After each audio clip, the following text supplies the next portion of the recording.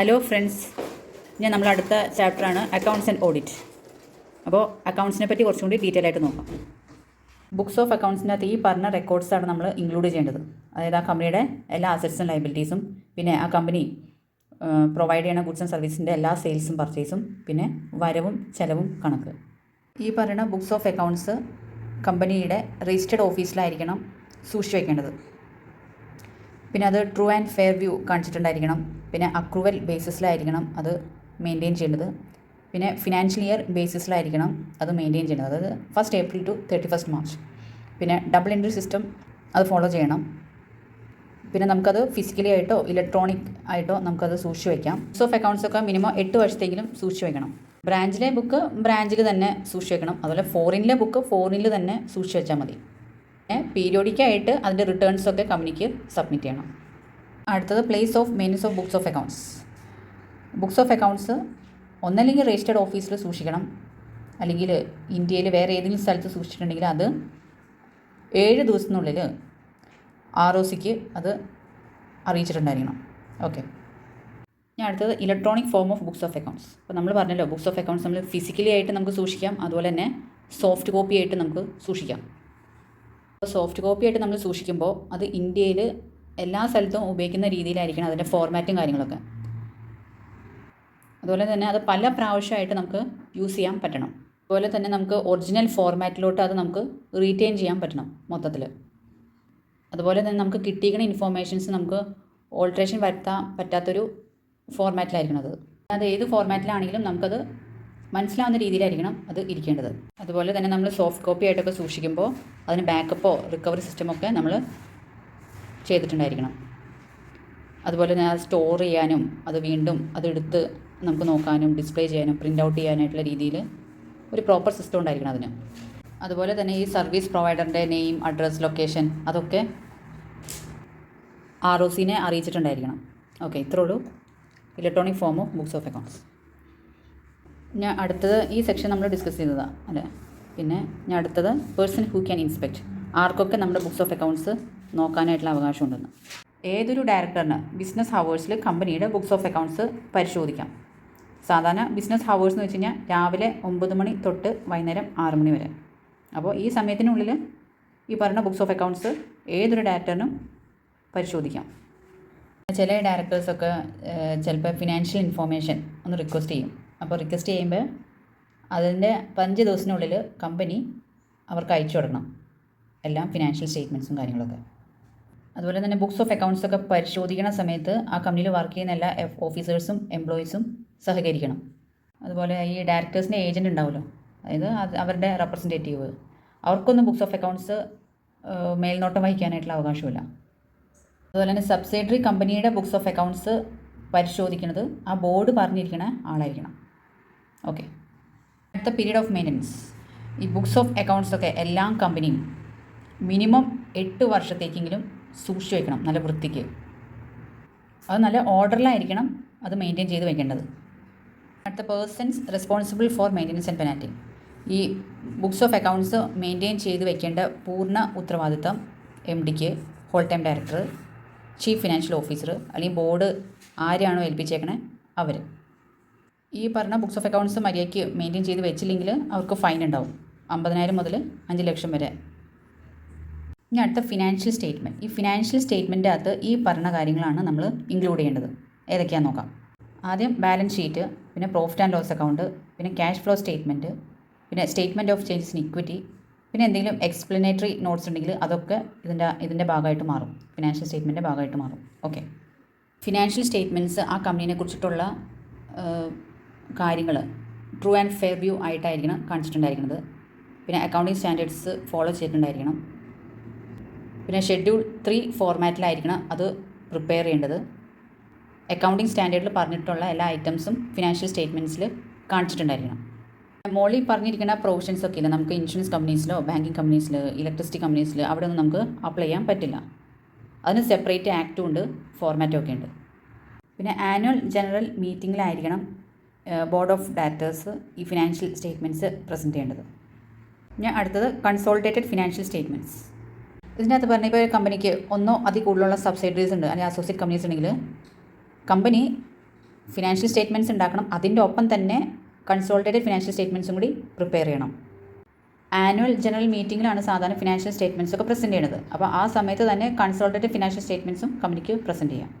ഈ പറയുന്ന 3 conditions meet ചെയ്ത് കഴിഞ്ഞാൽ കമ്പനിക്ക് CFS പ്രിപ്പയർ ചെയ്യേണ്ട ആവശ്യമില്ല. അപ്പോൾ ആ കമ്പനിയുടെ ഷെയർസ് ഏതെങ്കിലും റെക്കഗ്നൈസ്ഡ് സ്റ്റോക്ക് എക്സ്ചേഞ്ചിൽ ലിസ്റ്റ് ചെയ്തിട്ടുണ്ടെങ്കിൽ ആ കമ്പനിക്ക് CFS പ്രിപ്പയർ ചെയ്യേണ്ട ആവശ്യമില്ല. അതുപോലെ ഹോൾഡിംഗ് കമ്പനിയുടെ ഏതെങ്കിലും ഇൻ്റർമീഡിയറ്റ്സ് CFS പ്രിപ്പയർ ചെയ്ത് ROCക്ക് അയച്ചു കൊടുക്കുകയാണെങ്കിൽ CFS പ്രിപ്പയർ ചെയ്യേണ്ട. അതുപോലെ തന്നെ കമ്പനിയുടെ മെമ്പേഴ്സ് തന്നെ പറയാണ് CFS പ്രിപ്പയർ ചെയ്ത് പ്രസൻറ്റ് ചെയ്തില്ലെങ്കിൽ പോലും അവർക്ക് കുഴപ്പമില്ല, അങ്ങനത്തെ രീതിയിൽ ഒരു റിട്ടേൺ സ്റ്റേറ്റ്മെൻറ്റ് ഉണ്ടാക്കി ഇൻറ്റിമേറ്റ് ചെയ്യുകയാണെങ്കിൽ അവിടെ CFS പ്രിപ്പയർ ചെയ്യേണ്ട കമ്പനിക്ക്. അപ്പോൾ ഈ 3 സിറ്റുവേഷൻസിൽ ആ കമ്പനിക്ക് CFS പ്രിപ്പയർ ചെയ്യേണ്ട ആവശ്യമില്ല. ഓക്കെ. പിന്നെ CFS പ്രിപ്പയർ ചെയ്യേണ്ടത് ഈ ആക്റ്റിൽ പറഞ്ഞിരിക്കുന്ന ഷെഡ്യൂൾ 3 ഉണ്ട്, അത് പ്രകാരമായിരിക്കണം. ഇനി അടുത്ത ഡീവിയേഷൻ ഫ്രം അക്കൗണ്ടിങ് സ്റ്റാൻഡേർഡ്സ്. ഇപ്പോൾ ഏതെങ്കിലും ഫിനാൻഷ്യൽ സ്റ്റേറ്റ്മെൻറ്റ്സ് ഇപ്പോൾ അക്കൗണ്ടിങ് സ്റ്റാൻഡേർഡ്സ് ഫോളോ ചെയ്തിട്ടില്ലെങ്കിൽ അത് സെപ്പറേറ്റ് കമ്പനി എടുത്ത് പറയണം. ആ ഫിനാൻഷ്യൽ സ്റ്റേറ്റ്മെൻറ്റ്സിൽ തന്നെ അത് എടുത്ത് കാണിക്കണം. ഈ പറയുന്ന അക്കൗണ്ടിങ് സ്റ്റാൻഡേർഡ് ഫോളോ ചെയ്തിട്ടില്ല, അത് ഫോളോ ചെയ്യാത്തതിൻ്റെ റീസൺ പറയണം. അതുപോലെ തന്നെ അത് ഫോളോ ചെയ്യാത്ത കാരണം അതിൻ്റെ ഫിനാൻഷ്യൽ എഫക്ട്സ് എന്തൊക്കെയാണെന്ന് ഫിനാൻഷ്യൽ സ്റ്റേറ്റ്മെൻറ്റ്സിൽ ഡിസ്ക്ലോസ് ചെയ്യണം. ഓക്കെ. ഇനി അടുത്ത എക്സംഷൻസ്, കോൺട്രാവെൻഷൻ, അതൊക്കെ ജസ്റ്റ് ഒന്ന് റീഡ് വൺസ് ആൻഡ് ലീവ് കാറ്റഗറിയാണ്. ഇനി അടുത്തത് NFRA, അതായത് നാഷണൽ ഫിനാൻഷ്യൽ റിപ്പോർട്ടിംഗ് അതോറിറ്റി. ഇവരാണ് ഈ അക്കൗണ്ടിങ് സ്റ്റാൻഡേർഡ്സ് ആൻഡ് ഓഡിറ്റിംഗ് സ്റ്റാൻഡേർഡ്സിനെ നിയന്ത്രിക്കുന്നത്. പ്രൊഫഷണൽ മിസ്കണ്ടക്റ്റിനെ പ്രിവെൻറ്റ് ചെയ്യണതും ഓഡിറ്റേഴ്സിൻ്റെ ഫീസ്, പെനാൽറ്റീസ്, DBAR ഇതെല്ലാം കാര്യങ്ങൾ ഏറ്റെടുത്ത് ചെയ്യുന്നത് NFRA ആണ്. ഇനി അടുത്തത് അതെൻറ്റിക്കേഷൻ ഓഫ് ഫിനാൻഷ്യൽ സ്റ്റേറ്റ്മെൻറ്റ്സ്, അതായത് ഫിനാൻഷ്യൽ സ്റ്റേറ്റ്മെൻറ്റ്സ് എങ്ങനെയാണ് സാധുവാക്കണേ നോക്കാം. ഓക്കെ. അപ്പോൾ ആദ്യം ആ കമ്പനി ഫിനാൻഷ്യൽ സ്റ്റേറ്റ്മെൻറ്റ് പ്രിപ്പയർ ചെയ്യണം. എന്നിട്ട് ഒരു ബോർഡ് മീറ്റിംഗ് വിളിച്ചു കൂട്ടുക, അതായത് ബോർഡ് ഓഫ് ഡയറക്ടേഴ്സിൻ്റെ മീറ്റിംഗ് ആണ്. അത് വിളിച്ചു കൂട്ടിയിട്ട് ബോർഡ് ഓഫ് ഡയറക്ടേഴ്സിന് അത് പ്രസൻറ്റ് ചെയ്യുക. എന്നിട്ട് ബോർഡ് അത് നോക്കി അത് ഫിസിക്കലായിട്ട് അപ്രൂവ് ചെയ്യണം. അതിനുശേഷം ഈ പറയുന്ന ആൾക്കാർ അത് സൈൻ ചെയ്തിട്ടുണ്ടായിരിക്കണം, അതായത് ചെയർപേഴ്സൺ അല്ലെങ്കിൽ ഡയറക്ടർ അല്ലെങ്കിൽ MD അല്ലെങ്കിൽ CEO, CFO, CS ഇവരാരെങ്കിലും സൈൻ ചെയ്യണം ഫിനാൻഷ്യൽ സ്റ്റേറ്റ്മെൻറ്റ്സ്. പിന്നെ അത് ഓഡിറ്ററിന് സബ്മിറ്റ് ചെയ്യണം. അതിനുശേഷം ബോർഡ് റിപ്പോർട്ട് പ്രിപ്പയർ ചെയ്തിട്ട് ചെയർമാനോ 2 ഡയറക്ടേഴ്സോ അത് സൈൻ ചെയ്യണം. അതിനുശേഷം അപ്രൂവ് ചെയ്ത ബോർഡ് റിപ്പോർട്ടും ഓഡിറ്റഡ് ഫിനാൻഷ്യൽ സ്റ്റേറ്റ്മെൻറ്റും അത് ROCക്ക് ഫയൽ ചെയ്യണം. അതിനുശേഷം ഈ ഷെയർ ഹോൾഡേഴ്സിൻ്റെ മീറ്റിംഗ് ഉണ്ടാവുമല്ലോ, അതായത് ആനുവൽ ജനറൽ മീറ്റിംഗ്, അത് സ്റ്റാർട്ട് ചെയ്യണേക്കാളും 21 ദിവസത്തിന് മുമ്പ് തന്നെ എല്ലാ മെമ്പേഴ്സിനും ഈ പറയുന്ന audited financial statement, board report, auditors report അതിൻ്റെ കോപ്പി എല്ലാവർക്കും അയച്ചു കൊടുക്കണം. ഓക്കെ. അപ്പോൾ ഇങ്ങനെയാണ് ഒരു ഫിനാൻഷ്യൽ സ്റ്റേറ്റ്മെൻറ്റ് സാധുവാക്കുന്നത്. ഇനി അടുത്ത ബോർഡ് റിപ്പോർട്ട്, അതെന്താണെന്ന് നോക്കാം. ഈ ബോർഡ് റിപ്പോർട്ടിൽ കമ്പനി ഫിനാൻഷ്യൽ സ്റ്റേറ്റ്മെൻറ്റിൻ്റെ അടിസ്ഥാനത്തിലാണിത് പ്രിപ്പയർ ചെയ്യുന്നത്. അതായത് കമ്പനിയുടെ ഓവറോൾ പെർഫോമൻസിനെ കുറിച്ചിട്ടാണ് ഇതിൻ്റെ അകത്ത് പറയുന്നത്.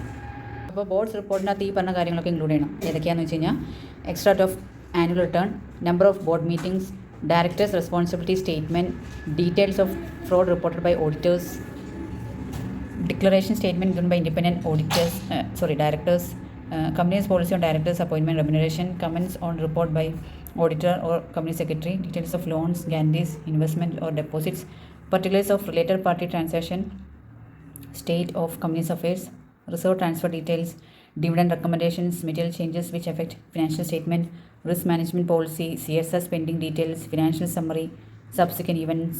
അപ്പോൾ ഇതൊക്കെ ആയിരിക്കണം ബോർഡ് റിപ്പോർട്ടിൽ മെൻഷൻ ചെയ്യേണ്ട കണ്ടൻസ്. ഓക്കെ. ഇപ്പോൾ പറഞ്ഞ കാര്യങ്ങളാണ് ഇതിൻ്റെ അകത്ത് പറഞ്ഞിട്ടുള്ളത്. അപ്പോൾ ജസ്റ്റ് ഒന്ന് വായിച്ച് നോക്കാം. അപ്പോൾ അടുത്തതാണ് ഡയറക്ടേഴ്സ് റെസ്പോൺസിബിലിറ്റി സ്റ്റേറ്റ്മെൻറ്റ്, അതെന്താണെന്ന് നോക്കാം.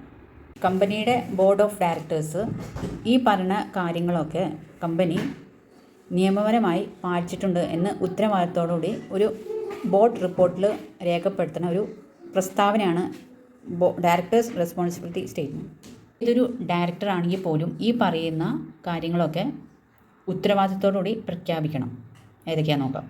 ഇത് ആനുവൽ അക്കൗണ്ട്സ് പ്രിപ്പയർ ചെയ്യുന്ന സമയത്ത് കൃത്യമായ അക്കൗണ്ടിങ് സ്റ്റാൻഡേർഡ്സ് അവ പാലിച്ചിട്ടുണ്ട്. അക്കൗണ്ടിങ് പോളിസീസൊക്കെ ശരിയായ രീതിയിലാണ് തിരഞ്ഞെടുത്തത്. പിന്നെ അത് കൺസിസ്റ്റൻ്റ് ആയിട്ട് ഫോളോ ചെയ്തിട്ടുണ്ട്. കമ്പനിയുടെ ആസ്തികളെ സംരക്ഷിക്കാനും ഫ്രോഡിനെ തടയാനും ശരിയായ അക്കൗണ്ടിങ് റെക്കോർഡ്സ് സൂക്ഷിച്ചു വച്ചിട്ടുണ്ട്. കമ്പനി ഫ്യൂച്ചറിൽ തുടർന്ന് പ്രവർത്തിക്കാൻ കഴിയും എന്ന അടിസ്ഥാനത്തിലാണ് ഫിനാൻഷ്യൽ സ്റ്റേറ്റ്മെൻറ്റ് പ്രിപ്പയർ ചെയ്തിരിക്കുന്നത്. കമ്പനിയിൽ ആവശ്യത്തിനായ ഇൻറ്റേർണൽ ഫിനാൻഷ്യൽ കൺട്രോൾസ് സ്ഥാപിച്ചിട്ടുണ്ട്. അത് ശരിയായ രീതിയിൽ പ്രവർത്തിക്കുന്നുണ്ട്. ഏറ്റവും അവസാനം ഈ കമ്പനി എല്ലാം ആപ്ലിക്കബിളായിട്ടുള്ള ലോസ് എല്ലാം കറക്റ്റ് സമയത്ത് പാലിക്കുന്നുണ്ട്. പിന്നെ എല്ലാ സിസ്റ്റവും ശരിയായ രീതിയിൽ പ്രവർത്തിക്കുന്നുണ്ട്. അപ്പോൾ ഇങ്ങനെയാണ് ഡയറക്ടേഴ്സ് കമ്പനിയുടെ അക്കൗണ്ടുകൾക്കും നിയമപാലനത്തിനും പൂർണ്ണമായി ഉത്തരവാദിത്തം ഏറ്റെടുക്കുന്നത്. ഓക്കെ, ഞാൻ അടുത്ത CSR സെക്ഷൻ 135. ഇത് ഞാൻ കോർപ്പറേറ്റ് ഗവർണൻസ് എന്ന് പറഞ്ഞ ചാപ്റ്ററിൽ ഞാൻ ഈ വീഡിയോ ചെയ്തിട്ടുണ്ട്. അതൊന്ന് റെഫർ ചെയ്താൽ മതി. ഓക്കെ, അതിനകത്ത് പറഞ്ഞ സകല കാര്യങ്ങളാണ് ഇതിനകത്ത് പറഞ്ഞത്. ഞാൻ അടുത്ത right of member to copies of audited financial statement section 136 ഒന്ന് ഡിസ്കസ് ചെയ്യാം. അതായത് ഈ ജനറൽ മീറ്റിങ്ങിന് മുമ്പ് തന്നെ ഫിനാൻഷ്യൽ സ്റ്റേറ്റ്മെൻറ്റ്സിൻ്റെ കോപ്പീസ് കമ്പനിയുടെ എല്ലാ മെമ്പേഴ്സിനും അയച്ചു കൊടുക്കണം. അതുപോലെ തന്നെ ഡിബഞ്ചർ ഹോൾഡേഴ്സിന്, ട്രസ്റ്റീസിന് അയച്ചു കൊടുക്കണം. പിന്നെ ആർക്കൊക്കെയാണോ അത് അവകാശപ്പെട്ടത് അവർക്കൊക്കെ അയച്ചു കൊടുക്കണം. അതുപോലെ തന്നെ ഈ പറഞ്ഞ ഓഡിറ്റഡ് ഫിനാൻഷ്യൽ സ്റ്റേറ്റ്മെൻറ്റ്സിലെ അത് ആനുവൽ ജനറൽ മീറ്റിംഗ് വെക്കണേക്കാളും 21 ദിവസത്തിനുള്ളിൽ തന്നെ എല്ലാവർക്കും അയക്കണം. എല്ലാവർക്കും കിട്ടിയിരിക്കണത്. പിന്നെ നെറ്റ്വർത്ത് ₹1 crore അതിൽ കൂടുതലും പിന്നെ ടേൺ ഓവർ ₹10 crore അതിൽ കൂടുതലുമുള്ള എല്ലാം ലിസ്റ്റഡ് ആൻഡ് പബ്ലിക് കമ്പനീസില്ലേ അവർ ഈ പറഞ്ഞ പോലെ ഫിനാൻഷ്യൽ സ്റ്റേറ്റ്മെൻറ്റ്സ് ഇലക്ട്രോണിക് മോഡ് വഴിയോ ഇമെയിൽ ID വഴിയോ ഫിസിക്കൽ കോപ്പീസായിട്ടോ അല്ലെങ്കിൽ റെക്കഗ്നൈസ് മോഡ് ഓഫ് ഡെലിവറി അല്ലെങ്കിൽ കമ്പനീസ് വെബ്സൈറ്റിലൊക്കെ പ്രൊവൈഡ് ചെയ്യാം. എല്ലാം ലിസ്റ്റഡ് കമ്പനി ഈ അവരുടെ ഫിനാൻഷ്യൽ സ്റ്റേറ്റ്മെൻറ്റ്സ് വെബ്സൈറ്റിൽ പ്രൊവൈഡ് ചെയ്യുമല്ലോ, അതിൻ്റെ ഒപ്പം തന്നെ അവരുടെ കൺസോളിഡേറ്റഡ് ഫിനാൻഷ്യൽ സ്റ്റേറ്റ്മെൻറ്റ്സും കൂടി പ്രൊവൈഡ് ചെയ്യാം. സബ്സിഡറീസ് ഉള്ള എല്ലാ കമ്പനീസും സബ്സിഡറീസിൻ്റെ സെപ്പറേറ്റഡ് ആയിട്ടുള്ള ഓഡിറ്റഡ് അക്കൗണ്ട്സ് അവരുടെ വെബ്സൈറ്റിൽ പ്രൊവൈഡ് ചെയ്യാം. അതുപോലെ തന്നെ ആർക്കൊക്കെയാണോ അത് ആവശ്യപ്പെടുന്നത് അവർക്കൊക്കെ അതിൻ്റെ കോപ്പി പ്രൊവൈഡ് ചെയ്യാം. അപ്പോൾ ഇത്രയേ ഉള്ളൂ ഇതിനെപ്പറ്റി. ഞാൻ അടുത്ത കോൺട്രാവെൻഷൻ അത് ജസ്റ്റ് നിങ്ങൾക്ക് തന്നെ വായിച്ച് നോക്കി കഴിഞ്ഞാൽ മനസ്സിലാവും.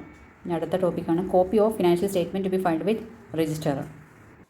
അതിൻ്റെ ഫസ്റ്റ് പോയിൻ്റാണ് filing of financial statement when adopted. സാധാരണ ഈ ഫിനാൻഷ്യൽ സ്റ്റേറ്റ്മെൻറ്റ്സ് ഒക്കെ അംഗീകരിക്കുന്നത് ആനുവൽ ജനറൽ മീറ്റിങ്ങിലാണ്. ഷെയർ ഹോൾഡേഴ്സ് എല്ലാവരും കൂടി കൂടിയിട്ടാണ് ഇതൊക്കെ അംഗീകരിക്കുന്നത്. ഇതിൻ്റെ അകത്ത് പറഞ്ഞത് ഈ അംഗീകരിച്ച ഫിനാൻഷ്യൽ സ്റ്റേറ്റ്മെൻറ്റ്സ് അതിൻ്റെ കൺസോളിഡേറ്റഡ് ഫിനാൻഷ്യൽ സ്റ്റേറ്റ്മെൻറ്റ്സ് അല്ലെങ്കിൽ ഡോക്യുമെൻറ്റ്സ് അറ്റാച്ച്മെൻറ്റ്സ് ഒക്കെ ഉണ്ടാവുമല്ലോ, അതിൻ്റെ ഒരു കോപ്പി ഈ AGM നടന്ന 30 ദിവസത്തിനുള്ളിൽ ROCക്ക് അയച്ചു കൊടുക്കണം. അടുത്തത് ഈ financial statements are not adopted. അതായത് AGMത്തിൽ ഇപ്പോൾ ഈ പറഞ്ഞ ഫിനാൻഷ്യൽ സ്റ്റേറ്റ്മെൻറ്റ്സ് അംഗീകരിച്ചില്ലെങ്കിൽ ആ അംഗീകരിക്കാത്ത ഫിനാൻഷ്യൽ സ്റ്റേറ്റ്മെൻറ്റ്സ് AGM ഡേറ്റ് 30 ദിവസത്തിനുള്ളിൽ ROCക്ക് അയച്ചു കൊടുക്കണം. അപ്പോൾ ROC അതെന്ത് ചെയ്യും? നമ്മൾ അംഗീകരിച്ച ഫിനാൻഷ്യൽ സ്റ്റേറ്റ്മെൻറ്റ്സ് ഫയൽ ചെയ്യണ വരെ അത് പ്രൊവിഷണൽ റെക്കോർഡ്സായിട്ട് അത് കീപ്പ് ചെയ്യും. Okay, filing by 1 person company, അതായത് 1 person കമ്പനിയുടെ മെമ്പേഴ്സ് എല്ലാവരും കൂടി അംഗീകരിച്ച ഫിനാൻഷ്യൽ സ്റ്റേറ്റ്മെൻറ്റ്സിൻ്റെ കോപ്പി ആ വർഷം അവസാനിക്കണേക്കാളും മുമ്പ് 180 ഡേയ്സിനുള്ളിൽ തന്നെ അത് ROCക്ക് അയച്ചു കൊടുക്കണം. അതാണ് ഇതിൻ്റെ അകത്ത് പറയണത് മെയിനായിട്ട്. ഞാൻ അടുത്തത് company having subsidiaries outside India. അതായത് ചില കമ്പനിക്കൊക്കെ ചിലപ്പോൾ സബ്സിഡറീസ് പുറത്തുണ്ടാവും.